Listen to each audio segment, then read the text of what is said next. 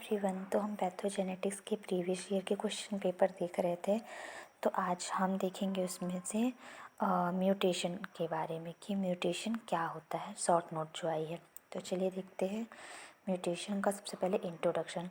Mutation are changes in the DNA sequence of an organism genome. They can occur naturally or be induced by external factors.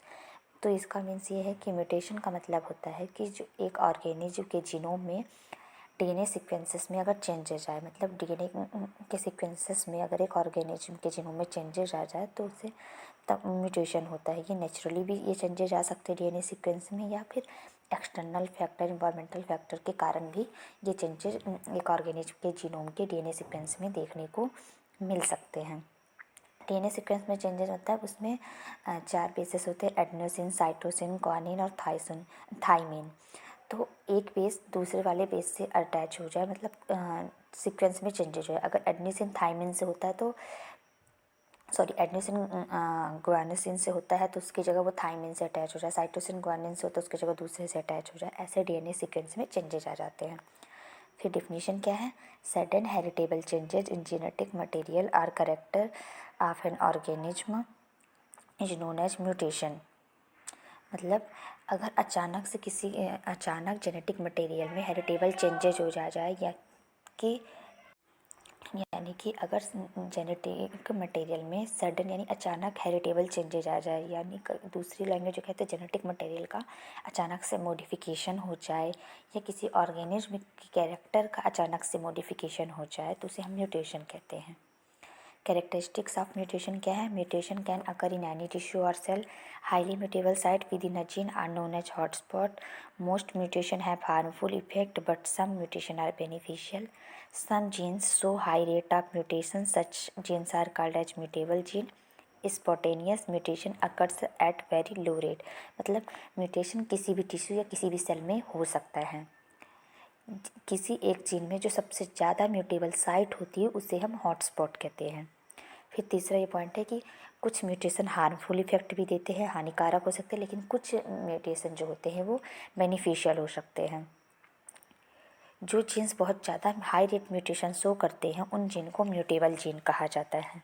जो स्पॉटेनियस mutation मतलब अचानक से जो mutation होता है वो बहुत ही लो रेट में होता है। मतलब म्यूटेशन किसी भी सेल या टिश्यू में हो सकता है।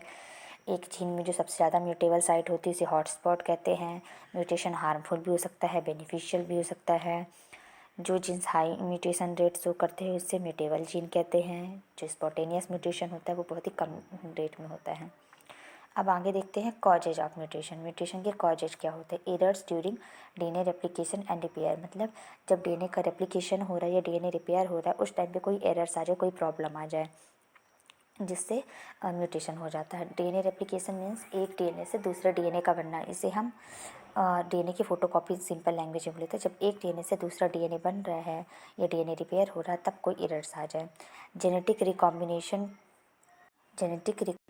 During meiosis. मियोसिस के टाइम पे जब जेनेटिक रिकॉम्बिनेशन हो रहा है उस टाइम पे कुछ चेंजेज हो जाए, कोई प्रॉब्लम हो जाए तो म्यूटेशन हो सकता है। इन्वायरमेंटल फैक्टर जैसे कि radiation, UV ray, x ray, gamma ray, इनके कारण म्यूटेशन हो सकता है। केमिकल्स जिन्हें हम म्यूटेशन में म्यूटेशन कहते हैं, किसी भी केमिकल्स के कारण हो सकता है mutation.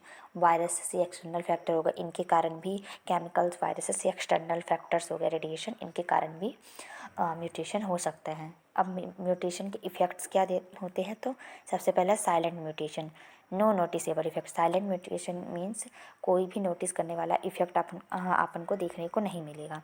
Miss sense mutation, Altered amino acid, इसमें जो अमीनो एसिड का सीक्वेंस होगा उसमें अल्टरेशन देखने को मिलेगा। नॉनसेंस म्यूटेशन, जिसमें प्री मैच्योर स्टॉप कोडॉन होंगे। अगला पॉइंट क्या था? नॉनसेंस म्यूटेशन यानी pre mature stop codon. Codon का मीन्स क्या होता है? एक ट्रिपलेट होता है, मतलब ये डीएनए सीक्वेंस मतलब जेनेटिक सीक्वेंस का एक ट्रिपलेट होता है डीएनए या आरएनए में, जो अमीनो एसिड को कोड करता है। यह तो प्रोटीन सिंथेसिस में सिग्नल्स को स्टॉप करने का काम करे, तो ये प्रीमेच्योर स्टॉप कोडॉन देखने को मिलेगा। लॉस ऑफ फंक्शन में रिड्यूस जीन फंक्शन, जो जीन के फंक्शन होंगे वो कम हो जाएंगे।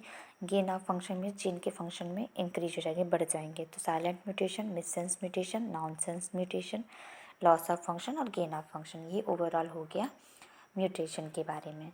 तो ये शॉर्ट नोट म्यूटेशन के बारे में कंप्लीट हो गया। आई होप आपको मेरी वीडियोज़ पसंद आ रही हो, तो please like share and subscribe my channel. Thank you so much.